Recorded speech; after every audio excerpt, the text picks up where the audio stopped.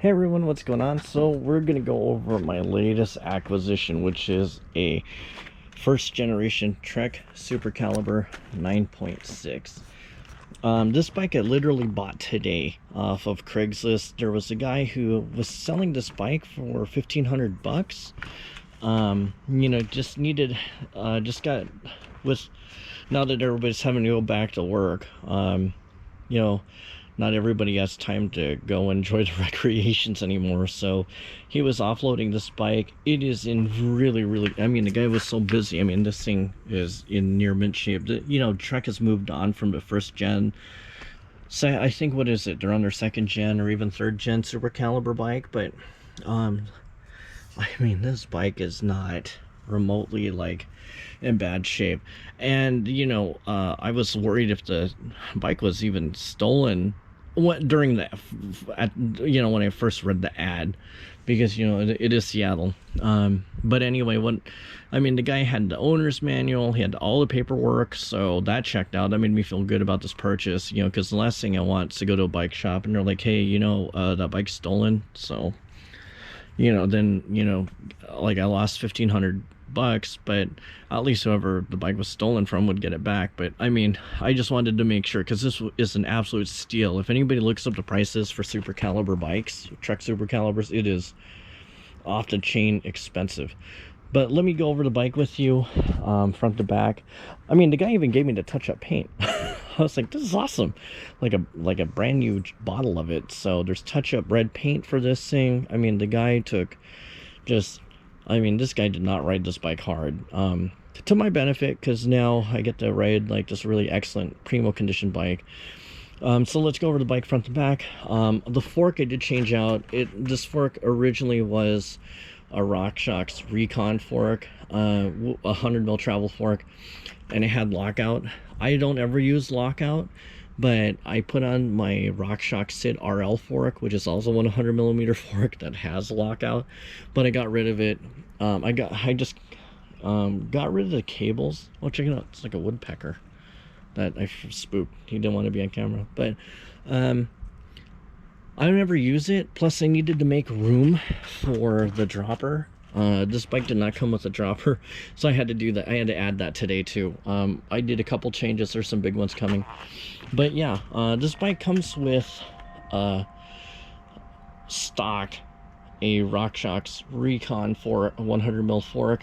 I switched that out and put my RockShox Sid on here because it's lighter, and it's gonna have to offset the weight of having a dropper post. But what I also ended up doing as a result is I got rid of the lockout back here, because the remote on there is pretty clunky, and I don't like what I call the toilet flapper dropper levers. I hate them. I absolutely do not like them. I don't like the feel of them. I prefer the feel of these.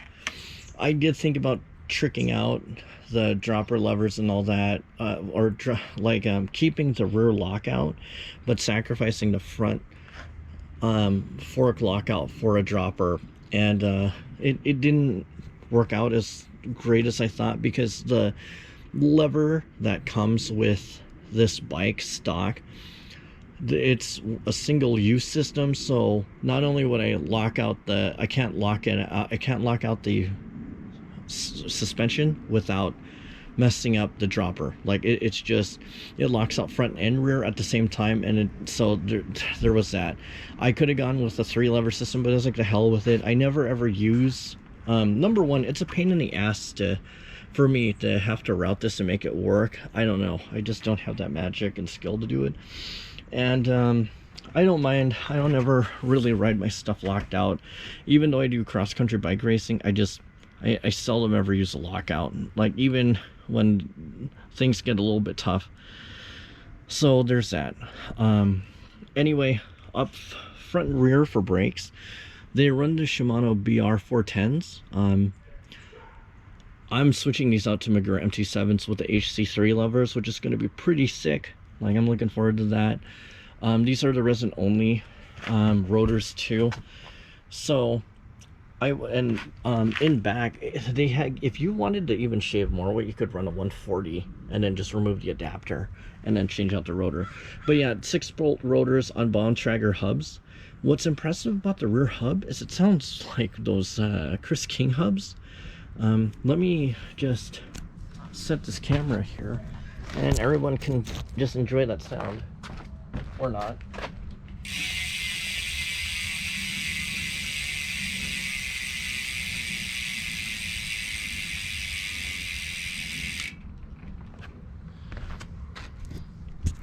I mean, that hub spins real nice. That Bontrager hub spins real nice. It is boost 148 in the back and then boost 110 up front. And then you can comfortably fit 2 water bottle cages on here. I just took one off and I've kept it. You know, it's just for most rides I do, I'm doing under 15 miles, so I can get away with 1 water bottle cage. So did that. The tires on here are the Bontrager Team Issue XR2s in the 29 by 2.2 front and rear as well. I'm eventually going to switch these out to Vittoria Mezcals. I just love the Mezcals. I like the performance of it. I may do other combinations of cross-country Vittoria tires, but at least by default it will have Mezcals. And then back here, this is a 31.8 seat tube diameter, but what I've done is I had a spare P&W dropper for 27.2, and I swapped out the rigid for this. And this is actually a P&W coast dropper, so it has 4 inches or 100 millimeters of travel, and it is a suspension seat post. I will say this bike on the ISO strut is not the most plush. When reviewers are saying it's not a plush bike, they're correct in that, compared to, like, let's say my Intense 951XC, which is a lot more plush than this bike, and then my GT LTS, which is not a cross-country bike, that's a trail bike. That's way more plush than both of those bikes.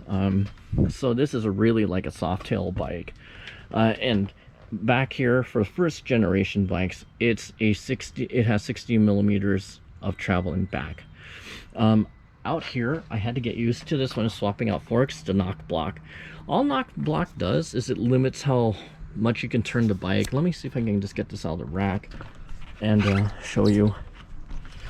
So track standing is a little bit different.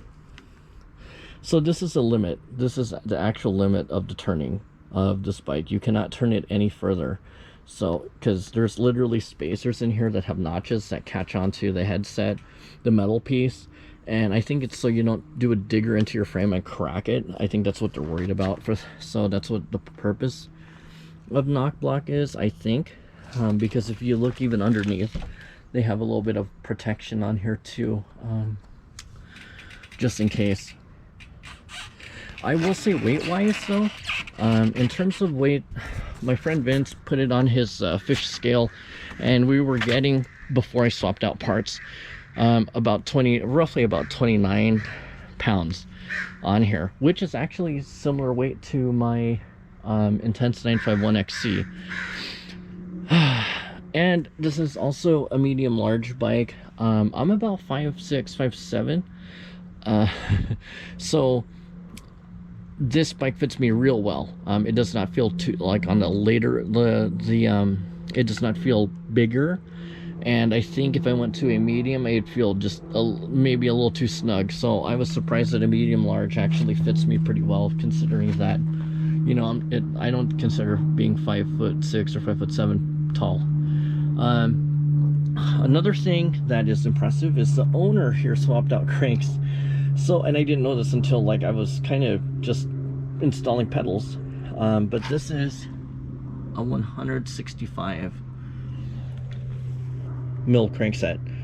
So the stock for a medium large, it's a 170 mil SLX, but the guy, you know, got with the trend and did 165 out back, or on the crankset, which is pretty cool. You know, and then this is an entire SLX crankset. Believe it or not, let's see, this is a Shimano 34 tooth chainring up front with a Shimano SLX rear derailleur with a clutch, and also a Shimano SLX 1x12 cassette. And I forget what the teeth count is on here. Usually Shimano does a good job, but it looks like it's in the high, in the ballpark of 50s anyway. And it's made it to a Shimano SLX rear shifter. I mean, overall for 1,500 bucks, I got a completely full carbon fiber mountain bike that, you know, used parts, or even when you just see the front triangle on eBay that goes for, you know, like people list for like about $2,000 and stuff.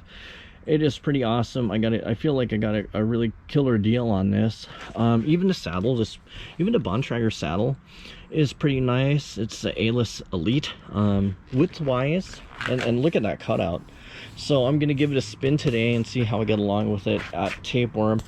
But we're talking about on here, this is a 142 width, so this should generally satisfy the mass for most people, I would think. And depending, you know, if I were to swap, I'd probably put another SQ Lab saddle on here, and then be okay with it. But overall, cool bike.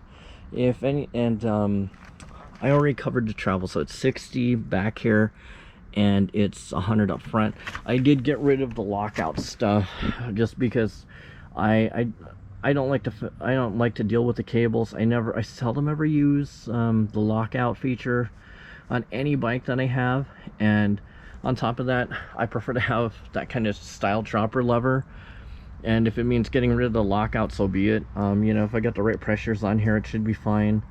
And yeah, overall I like the bike. You know, I am for now. Eventually it may run internal. I just got to make sure that it's going to pan out before I commit like 150 to 200 bucks to make that happen, because I love the P&W stuff. But what I've done is I've taken this external and then routed it, and it uses the old lockout internal and comes out here and it goes out there. And I will say, for internal routing here, it's not sleeved, so you do have to fish these out. What I had to do was get a zip tie and, you know, cinch it into a loop and then route the housing that way, so when it went through the zip tie loop, I could lasso it and fish it out and then pull it out that way and then attach this. So, and you know, and do my routing that way.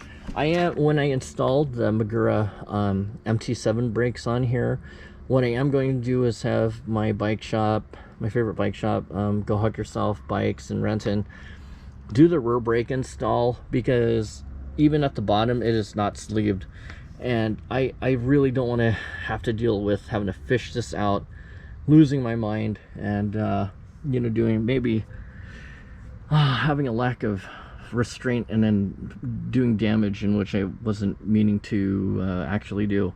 So I'd rather just have them do it. I did consider doing it, and then if I really messed up, then bring it to them, so I at least had the experience, but we'll see. Anyway, the front I can do, because, you know, that's all external, the benefit of external.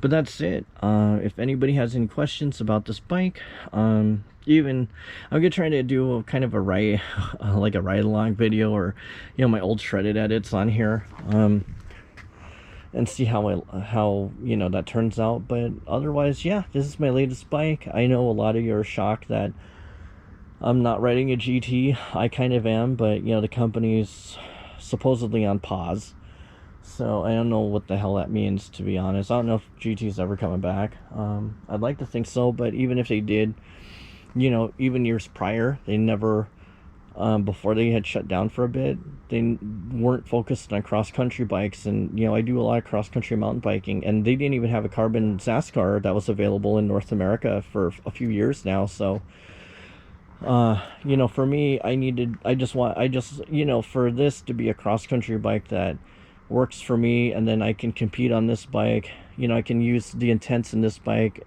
for terrain that's a little more rough and technical, where a hardtail wouldn't necessarily prevail. This and my intents are going to be my go-to bikes. You know, and then for like Wednesday Night Worlds and stuff, where I can easily get away with a hardtail. The Zaskar and the Cannondale FSI are going to take those roles. So alright, the video cut out because my GoPro is overheating. So anyway, long story short, you know, I got this bike because it's a great deal for a cross-country racer. I do a lot of cross-country mountain biking. I know a lot of you that know me for mostly riding GTs. Well, you know, the company is on pause, or God knows what's going to happen. So I really kind of don't know, you know, but you know how that's going to turn out. But that said, I figured, hey, this is a great deal to get a really high-end bike. I'm taking advantage of it. You know, I can't wait for, you know, GT to maybe one day make a cross-country bike, or one day do this and that.